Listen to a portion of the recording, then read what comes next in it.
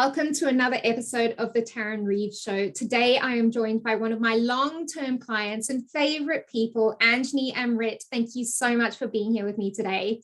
Thank you so much for having me. It's a pleasure. My absolute pleasure. Now, Anjani is a reformed corporate lawyer turned Eastern influenced holistic leadership and women's empowerment expert.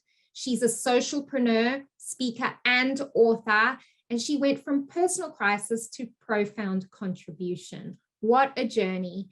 So after dedicating 16 plus years to the cause in the top law firms in the UK and Australia, with no personal strategies to manage the high pressure environment, she burned out.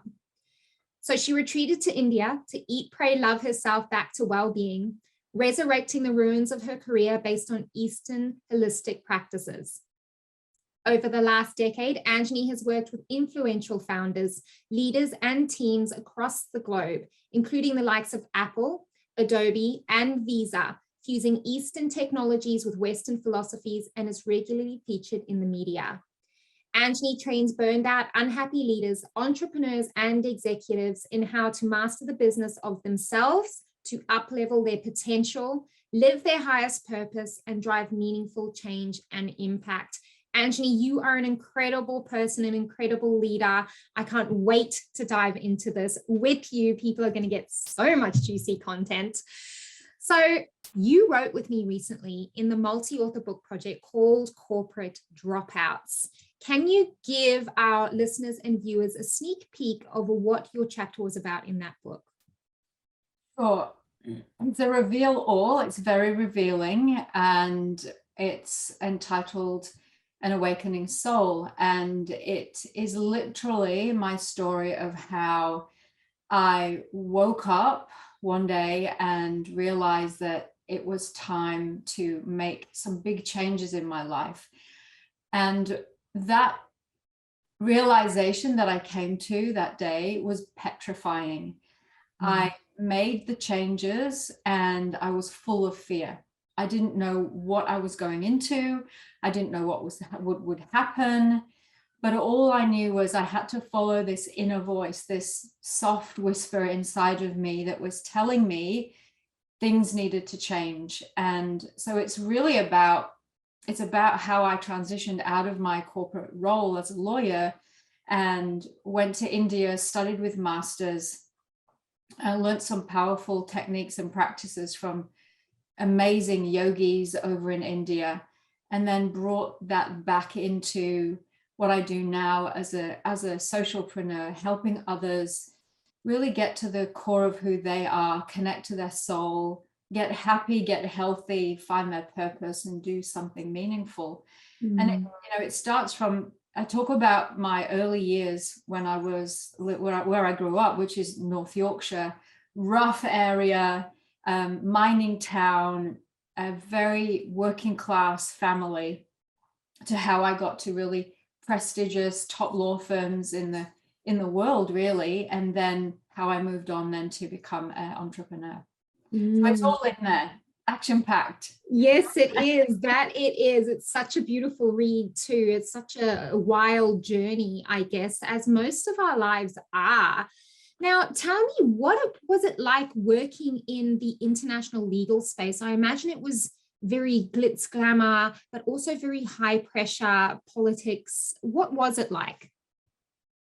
It was full on, if I say that. It was a ride. I mean, from the outside looking in, it would look glamorous. I was flying around the world, business class, working on $1 trillion deals. I would be, wined and dined at the finest restaurants. I'd stay in the best hotels. I was earning a truckload of an insane amount of money. But you have to sell your soul for that. And I did. And I remember thinking to myself, when I walked in the door at work every day, I would say to myself, I just need to check in my soul at the door here. And it was literally like that. I had to become a different person in order to fit in, I believed at the time. And so I became very masculine. It was a very male dominated industry at the time. And also because I worked in corporate law, that was even more male dominated. So when I would go into a room, I'd often be the only woman in a room of 20 to 30 people. And they'd be myself and my junior, who was often male, and I would be mistaken as the secretary. And so, it was an uphill battle. Yes. And so I just tried to fit in. I changed my accent because I was from Yorkshire, and it, in those days, it probably still is in the UK. When I first qualified in the UK, I wasn't even getting past the door when they heard my accent. So I had elocution lessons, and then I wore trouser suits and flat boots, cut my hair short. I swore a lot. I went for beers with the boys. All of these things, I became very masculine in my demeanor, lost all my sense of femininity, lost all my sense of softness, intuition, creativity, and became almost a machine. And it was very damaging to me mentally, emotionally, and physically. I'm not saying that the law did that to me. I'm saying I did that to me because I believed that was how I had to be to fit in and get the success that I needed.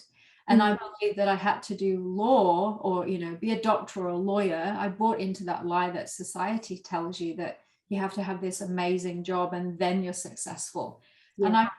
And looking back, I was really out to prove something to myself, that I was good enough, I could succeed. I wasn't just a country bumpkin from a mining town.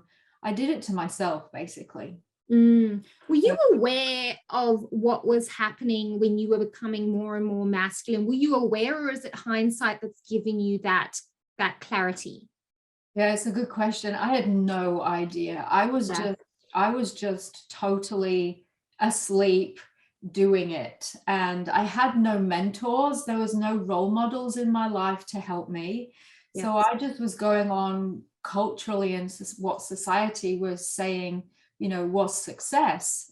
And that because I had no mentors, because I had no role models, and everyone else at work was doing 22 hours a day, then that's what I believed everyone had to do in order to be quote unquote successful.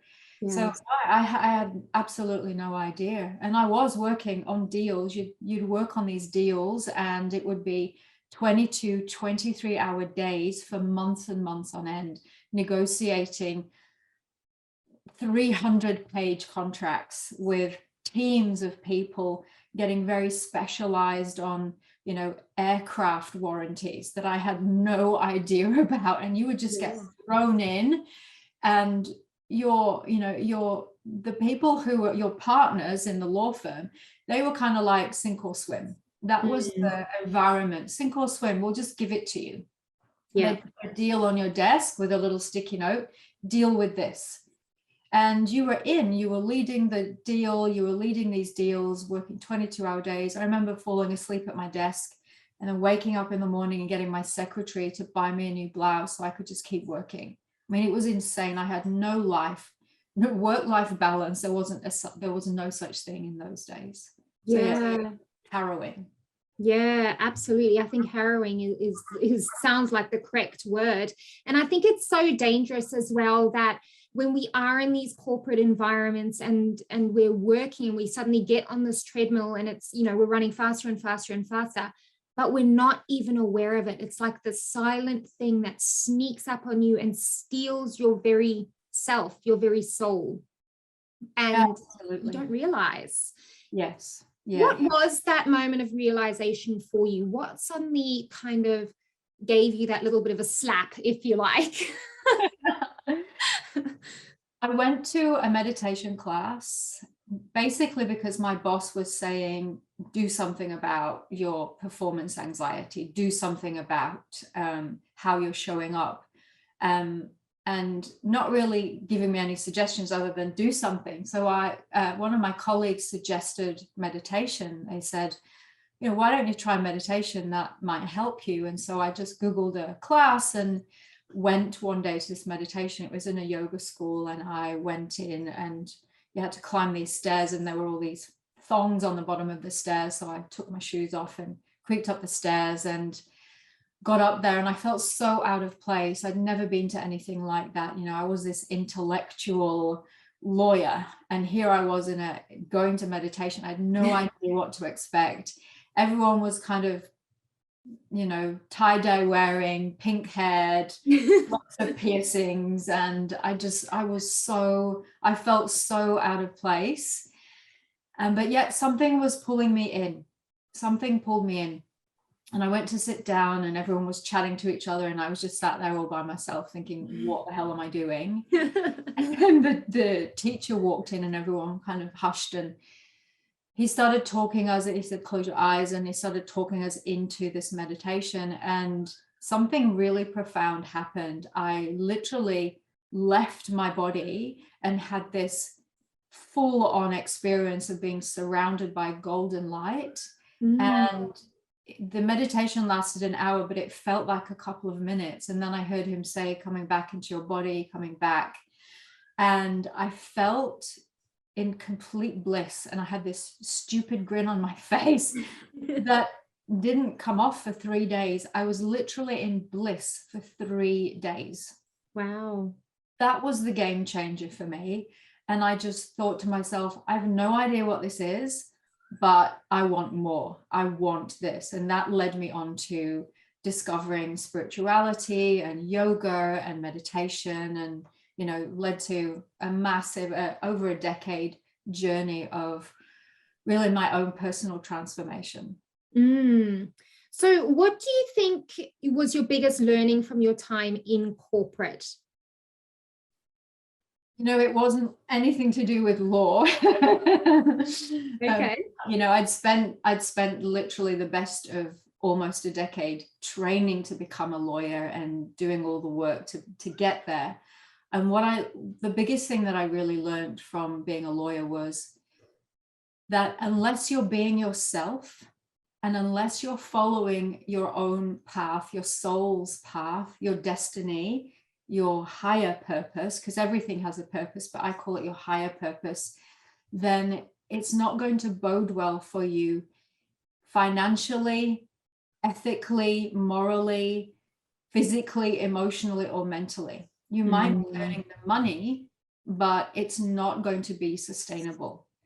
And so what I learned was, unless you're following your heart, unless you're following something that you're really aligned with, it's, even though from the outside looking in, it looks like success, it's never going to be successful for you. You're never going to find true happiness.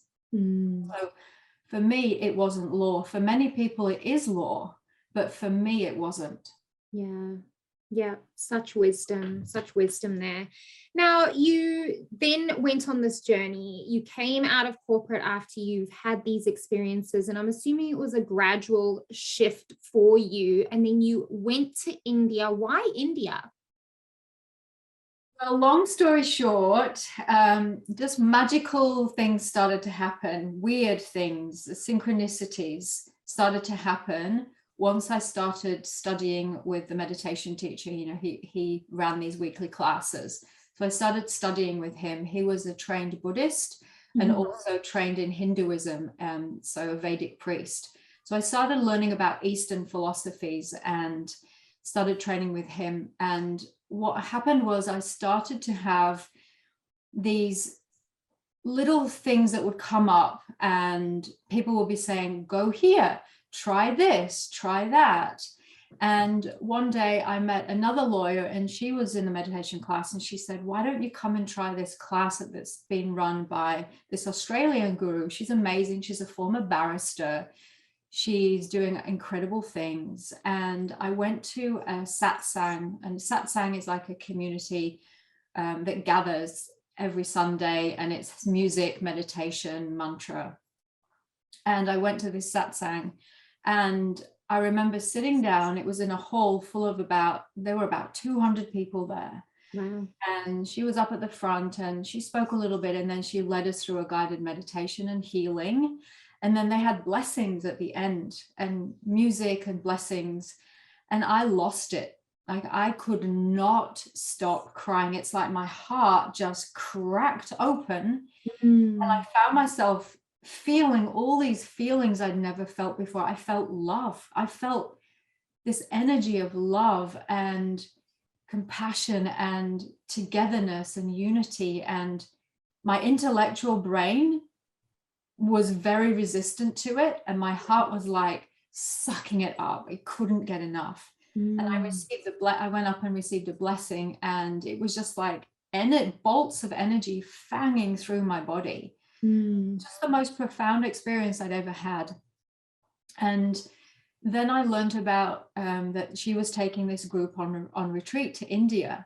And I couldn't say, there was just something inside of me that just wanted to go. Yeah. And at the time, it was a time where I had to make a decision, because at the time I'd transitioned out of law firm and I was working for myself. I was running my own business. And I had to either stop that or go back into law. And so I decided to go on this trip to India, and I found a credit card. And the credit card, I didn't even remember I had this credit card. And the credit card was an Ignite one. It was a Virgin Ignite. It had Ignite on the top of it. Yeah. And this retreat was called Ignite Your Spirit Retreat. Stop. Oh, I love amazing things like that. Yeah. So I took the credit card to the bank to see if it had any, credit on it. And she was like, yeah, it's fully credited up. There's nothing owing on it. So I paid for the retreat on the credit card because I didn't have the money. And it was one of the most profound things. I received initiations there. I could see that my psychic abilities switched on. I could see in a plane things. I could see people's souls, auras, chakras. I could read people's energies. It was wild and amazing at the same time. So profound. What an amazing experience. And I think one that a lot of people would so love to have if they only chose it, right? Yes. So you went on the journey from this very corporate place into this very spiritual place, and now you marry the two together in such a beautiful blend. Can you tell me more about your business and how you do that? Yes. So the offerings that I have in my business, I work with people one-on-one, so private mentoring. I also run retreats. So these I call profound purpose retreats, and we go to sacred lands or areas on the planet that have got massive energy vortexes or energy lines, or are known to be sacred places. So ashrams, I take people to the outback of Australia to initiated land there, and we work with Indigenous people. Or in ashrams, we go and work with real gurus, real masters who have changed my life. And any sacred place around the planet. I also offer group programs. So people can, and they're either live or they are recorded, pre-recorded. I do live events, lots of speaking. So there's many ways in which I share what I do. And I call it fusion. Okay, so it's a fusion of East meets West. So I use that logical, rational brain of mine when I'm mentoring people. So I bring all of those skills in, and I'm trained in psychosynthesis, which is a combination of psychology as well as spirituality. And then I bring all of the Eastern technologies that I've learned from the yogis, from the masters, and so we work with energy. We work on clients, we work on physical, mental, emotional, and energetic levels. And that way we work on transforming the person from the inside out. So it's that internal dynamics. Because the one thing that I learned from studying in the East is everything is an inside job. If we are struggling outside in our life, it's because there's something inside of us that we're not aware of. Usually it's in our blind spot. And I help people uncover their blind spots and then work on that part of themselves, because we often do this CPD, continual professional development. And most mentors, coaches, they work on external leadership skills, external skills in your business. You know, what are the strategies in your business? But they forget about the person. And so it's a much more holistic way that I work with people, and we work on, okay, so how is your energy today? How are you feeling today? What's your mindset like? And these are the things that sabotage us, that are in our blind spots that we're not aware of. And this then opens the person to the miraculous, and we make the seemingly impossible possible, because anything is possible when you know how to work the business of yourself. That's what I call it. It's like, how do you manage your emotions? How do you master them? How do you get emotionally fit, mentally fit, energetically fit, and then also physically fit if that's needed? Yeah, yep, such a beautiful holistic approach. And I think, like you said, it's one that tends to be neglected quite a lot. People don't tend to think of, oh, you know, it's just, I'm running my business. And it's okay, well, what about yourself? There's no business without the self. And especially when you're running like a personal brand and being a leader, or, you know, a spokesperson or the face of a change or a movement or something like that, you need to bring the whole self along for the ride. And it takes a lot of work and a lot of courage to go and do that work, but so much easier when you've got a mentor who's been there and done that. So that's amazing. Tell me, who do you love to work with? Who's like your favorite dream client? Typically women, although I do work with men, and women who are ambitious, they're driven, they're go-getters. They're looking to run a business, they're looking to start a business, they're looking to start their passion project, and they're in corporate and they know they need to leave and do something that's more meaningful and purposeful to them. Or they're leaders in a large organization and they've hit a glass ceiling and they want to go to that next level. Or they are looking to make leadership in some way, but define it differently. So they're looking to carve a place in corporate that looks different, so that they're doing something meaningful and purposeful in a corporate environment in a way that feeds them, that they love. And then anyone who knows that they're a change maker, that they're here to make a big change, but they haven't got to it yet. I help them overcome whatever they're doing. It's often self-sabotage, it's often in their blind spot. Help them work with that so that they can really get their project going. And then we do, for entrepreneurs, we do all that business mentoring as well. So that all comes into it as well. So it's not just the internal dynamics. We look at their business as well. In leadership, we look at communication styles, speaking styles. So all of that, as well as the energy work, as well as that internal work. So that's the kind of people I love working with, you know, who are making really a transition, or they're looking to make a transition and they're terrified. They don't have a roadmap. They don't know where to start. We map it all out for them and help them take those small steps that are safe, that just get them there. And it's rapid. The work I do it's very fast. They get fast transformation because we do the inside as well as the outside work. Yeah, amazing. Now, what's next for you? Do we have any retreats coming up? What are things looking like for you at the moment? I've got a free webinar coming up.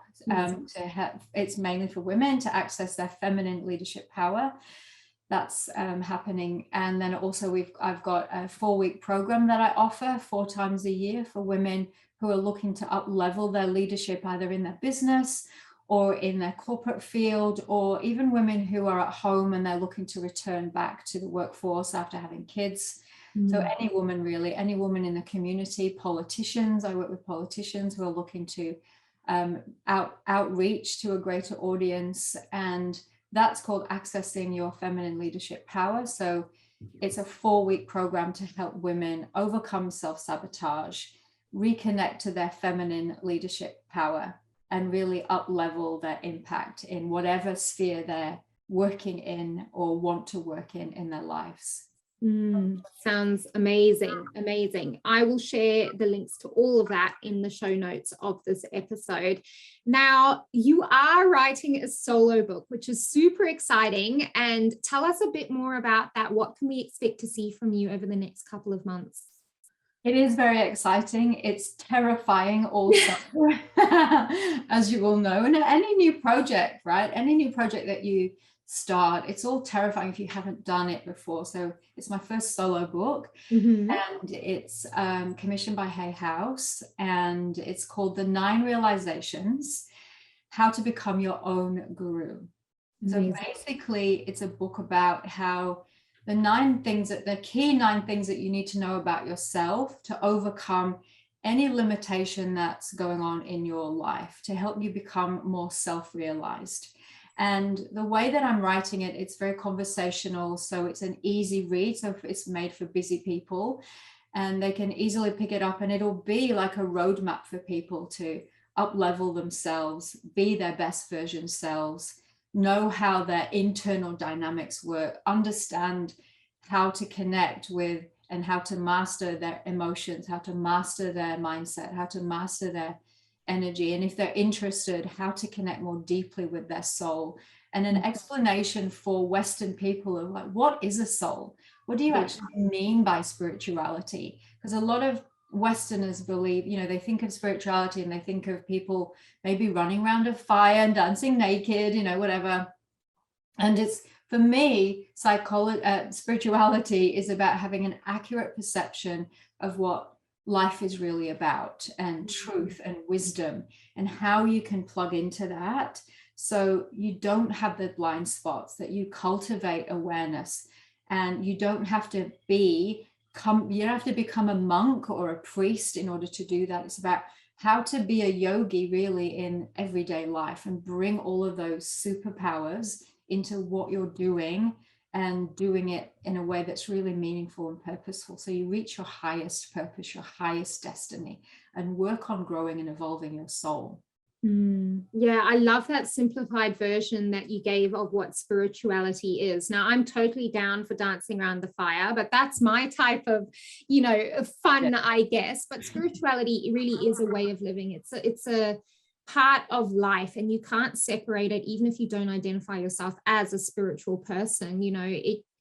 It's just a part of you, and it's how do we marry that part in with the rest of our working lives, I suppose, and family, and all the things that we have to do in modern society to keep going, I guess. Yes, absolutely.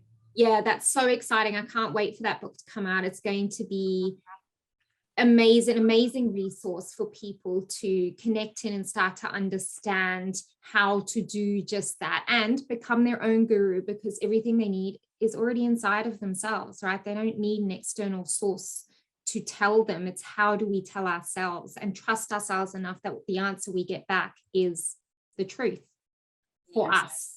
Absolutely. And how you tap into that? It's literally a roadmap to help you know how to tap into that for yourself. So exciting. And Anjani, what was it like working with us here at Four Eagles Publishing? Can you share a bit about your experience? It's been phenomenal. I have to say that it has been the best experience for me writing this book. It's been my first book that I've written, and every step of the way, Four Eagles Publishing has held my hand and all the authors' hands. And you've literally done everything for us. No other publisher does this. And trust me, I know, because I've been touting my single book for a while now, and no other publisher does this.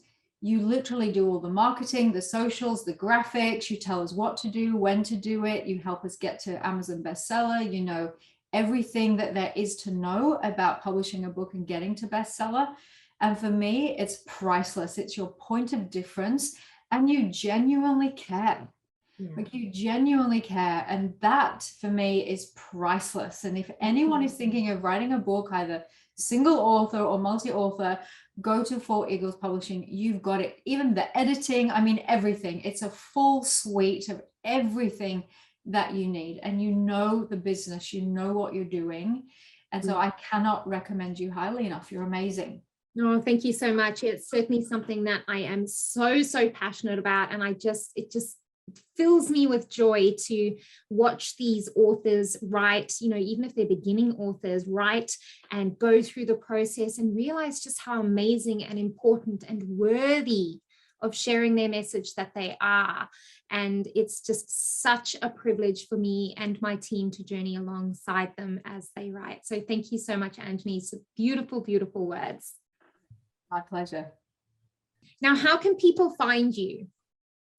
I'm everywhere. You can find me on my website. Everything's under my name, Anjani Amriit. I'm on all the socials. I've got a YouTube channel, website, LinkedIn, Instagram, Facebook, you name it. I'm pretty much on it. So I'm out there. Amazing. And I'll again pop those links in the show notes so that people can just come and click and find you and connect with you, because there's a lot of wisdom and inspiration to be had in your space. Now, as I mentioned before, Anjani did write a chapter inside the book Corporate Dropouts, as did 19 other amazing women who went from corporate careers into starting their own business, the struggles and triumphs they experienced along the way. By no means is it a book that's saying that corporate is bad and, you know, giving corporate hell. Some people are made to thrive there and others are not. There is no right or wrong. Either way, it is full of inspiration and tips for you to navigate transition, challenge, triumph, and learning to celebrate yourself and looking at what you are capable of when you have the courage to step out of your comfort zone. So if you haven't got a copy for yourself yet, head on over to Amazon, search Corporate Dropouts. It is available on Kindle as well as paperback and hardcover. If you know of somebody who would love the book, then please send them the link, or be a great human and buy them a copy and send it to them. Everybody loves gifts in the post. If you are wanting to participate in a multi-author book project like Anjani has, it can be a great stepping stone to your solo book, or it's just a great way to navigate your writing skills and transform and heal through the magic of writing. So you can come and write with us in a multi-author book project, or if you are wanting to write a solo book, come and play with us here at Four Eagles Publishing. We are passionate about getting your word out and your truth out in a way that resonates with you and the world at large. So you can find us at foureaglespublishing.com. Anjani, thank you so much for your time and your wisdom here today. It's been an absolute pleasure as always. Pleasure too. Thanks for having me on. Thank you so much.